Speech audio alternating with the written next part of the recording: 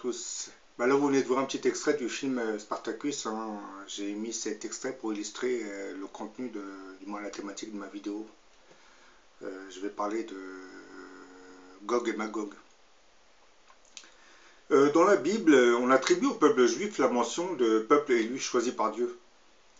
Ce qui nous explique, entre autres, pourquoi une grande majorité de messies et de prophètes proviennent de ce peuple élu. Mais avec le temps, ce peuple élu, porteur de la parole divine, s'est progressivement détourné des lois divines. Probablement sous l'inspiration du diable, qui avait commencé son œuvre de manipulation bien avant l'arrivée de Moïse, mais qui continua son travail de défiance à Dieu pendant la mission de Moïse. On retrouve la trace du diable dans le chapitre de l'Exode. En effet, pendant que Moïse recevait l'étape de la loi sur le mont Sinaï, son peuple, qui lassé de ne pas le voir redescendre de la montagne, perdra patience et se lancera dans la fabrication d'un taureau avec 2 grandes cornes. Et bien entendu, tout cela sous l'inspiration du diable qui, à travers le symbole du taureau, montrait à Dieu qu'il pouvait manipuler quand il le souhaitait ce peuple élu. Lorsque Moïse redescendra de la montagne et sera le témoin de cette défiance à Dieu, il jettera l'étape de la loi et ordonnera la mise à mort de tous ceux et toutes celles qui furent responsables de cette abomination. Quelques siècles après cet épisode biblique, les Hébreux qui avaient entre autres redécouvert les terres d'Israël en s'y installant replongeront à nouveau dans leur mauvaise conduite. Et au VIe siècle après Jésus-Christ, je dirais au VIe siècle avant Jésus-Christ, pardon, 2 prophètes, Jérémie et Ézéchiel, mettront en garde ce peuple contre ses errements.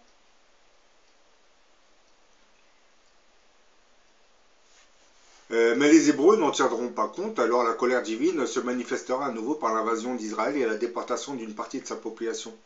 Et le 16 mars de l'an 597 avant Jésus-Christ, j'ai bien dit avant Jésus-Christ et non après, le puissant roi de Babylone, Nabuchodonosor, décidera sous une impulsion divine d'envahir le royaume de Juda, c'est-à-dire Israël. Il ordonnera la déportation de la famille royale et celle de l'élite juive vers son pays Babylone. 10 ans plus tard, suite à une ultime révolte, toute la population de Jérusalem sera envoyée finalement en Mésopotamie et le temple de Salomon sera détruit. Là, on assiste à la première diaspora. Et comme je viens de vous le dire, les prophètes hébreux de l'époque, tels que Jérémie et Ézéchiel, voyaient dans ces malheurs une punition infligée au peuple hébreu pour avoir désobéi à Dieu.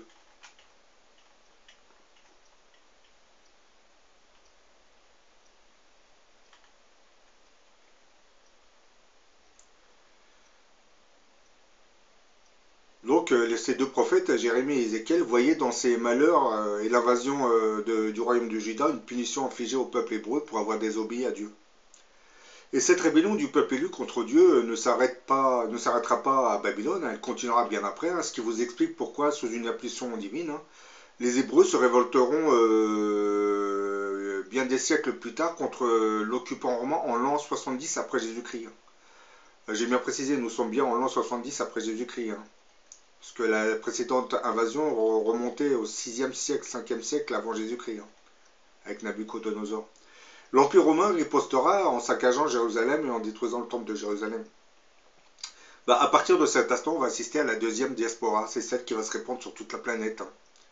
Et pour ceux qui ne suivent pas entre les lignes, Dieu avait stimulé la révolte juive pour ensuite faire détruire le temple et stimuler la diaspora d'un peuple élu qui n'a cessé de se révolter contre les lois de Dieu.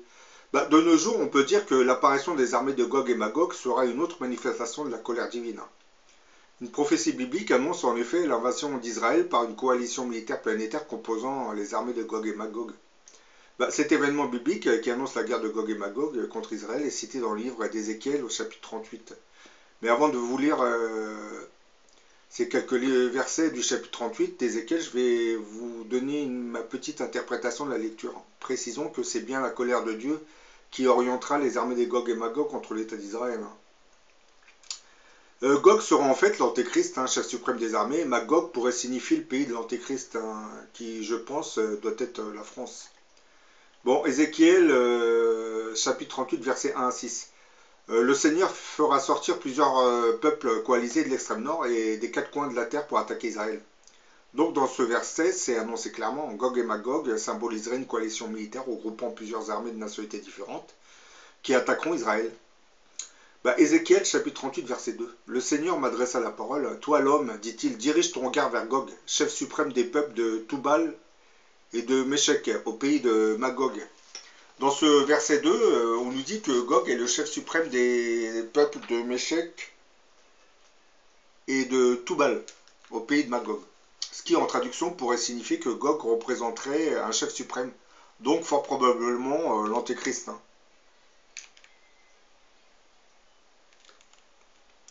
Magog serait en fait le pays d'où sortira l'antéchrist. Ézéchiel chapitre 39 verset 2. Je vais intervenir contre toi, Gog, chef suprême des peuples de Méchec et de Toubal. Je te ferai sortir de ton pays, je te forcerai à quitter l'extrême nord pour aller attaquer les montagnes d'Israël. Dans ce chapitre 39 verset 2, on nous explique que Dieu finalement finira par stimuler l'antéchrist pour qu'il forme dans un premier temps ces fameuses coalitions militaires et qu'il sorte de son pays Magog, afin de s'orienter avec toutes ses armées vers l'État d'Israël. Et Ézéchiel chapitre 38 verset 15. Tu viendras de ton pays, de l'extrême nord, à la tête des troupes de toute nationalité, tous montés sur des chevaux, vous formerez une puissante armée. Dans ce verset, on nous explique que l'antéchrist et ses armées viendront par le nord d'Israël, probablement qu'ils viendront de l'Europe. Mais pourquoi donc la colère de Dieu s'avance contre Israël? La réponse nous est donnée par le rabbin juif américain Israël David Weiss, qui s'exprimait il y a quelques années de cela sur le conflit israélo-palestinien et le devenir de l'État d'Israël. Il disait, le conflit entre les Palestiniens et l'État d'Israël est mal compris parce que les gens pensent qu'il s'agit d'un conflit religieux entre les Juifs et les Arabes, ou les Juifs et les musulmans. Le mythe de la création d'Israël est en fait fabriqué autour d'une doctrine nationaliste qui s'est exprimée depuis une centaine d'années à travers un sionisme juif complètement épuré de ses valeurs religieuses.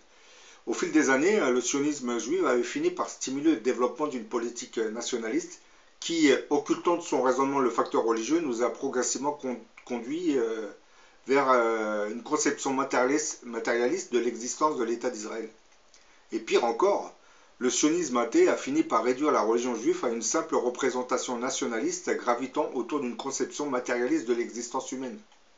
Et cette dérive nationaliste du religieux s'explique par le fait que le mouvement sioniste athée avait dû intégrer la religion juive dans son projet pour qu'il prenne de l'ampleur afin d'attirer beaucoup plus de monde autour de lui.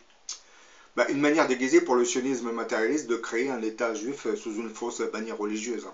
Or, le judaïsme est une religion monothéiste qui est censée pratiquer l'adoration du Tout-Puissant, la soumission à lui, et le respect des enseignements de la Torah, alors que le sionisme athée est une révolte contre le Tout-Puissant et contre ses ordres au peuple juif.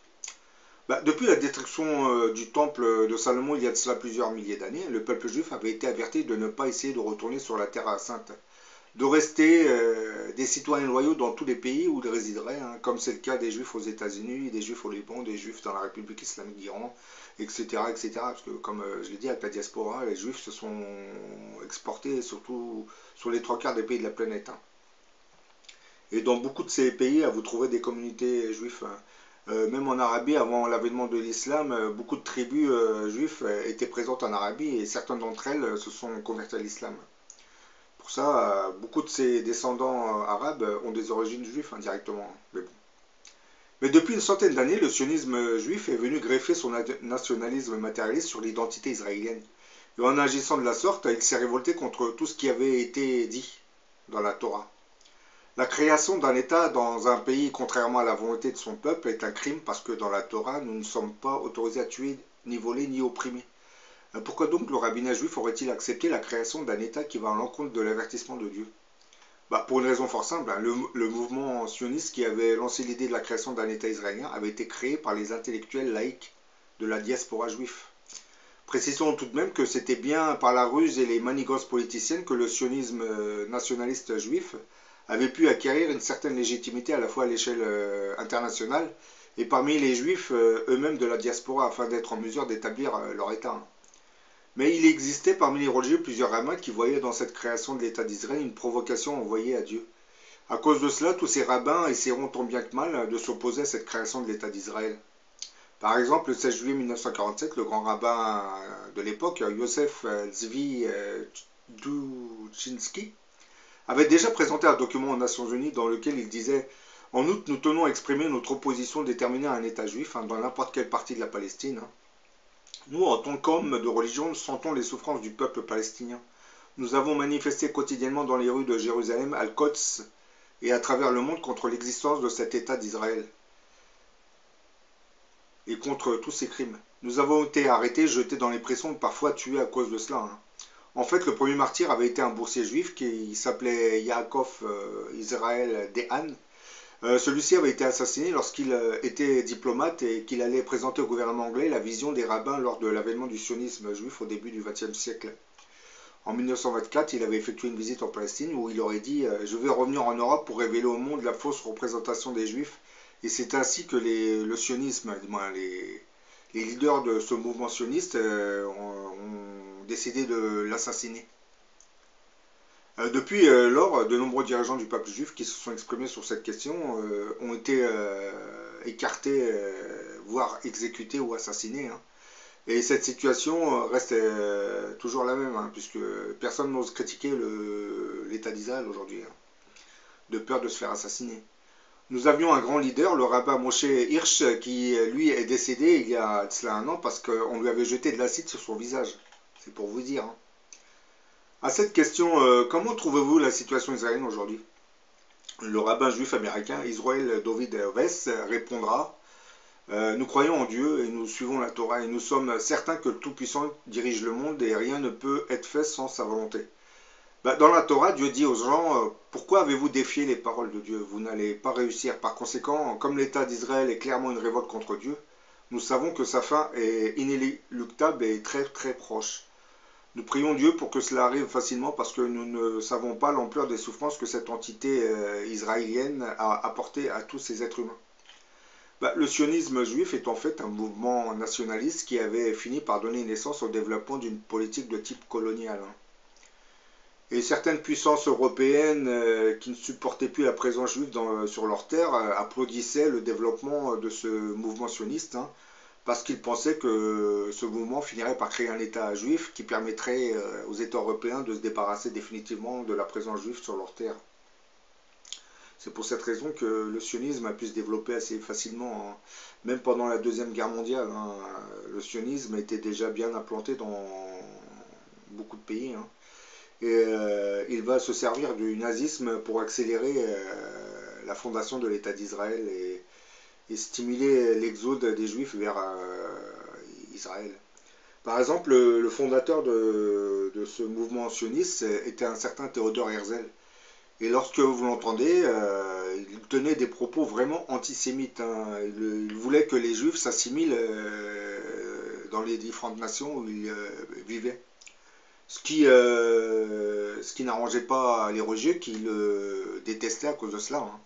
Et Theodor Herzl, dont le nom se retrouve dans beaucoup de places en Israël, était en fait un grand antisémite.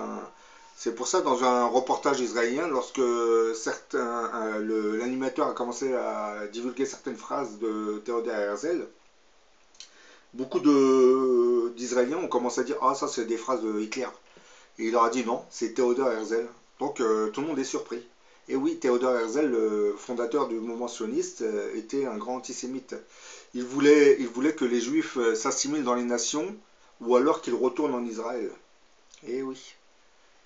Donc, dans cette vidéo, il faut comprendre que l'avènement des armées de Gog et Magog sera en fait une réponse que Dieu va donner à cette provocation qui a été la création de l'État d'Israël par le sionisme athée. Parce que comme vous le savez, le sionisme n'a rien à voir avec la religion juive. Le sionisme, c'est un mouvement nationaliste qui est devenu plus ou moins xénophobe aujourd'hui. Alors que la religion juive, elle, se soumet au Créateur des mondes.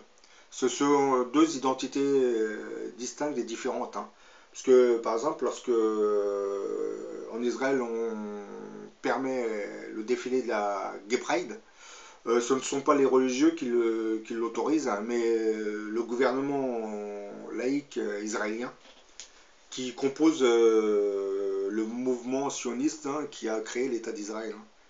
Bon, je vous dis à la prochaine pour une autre vidéo.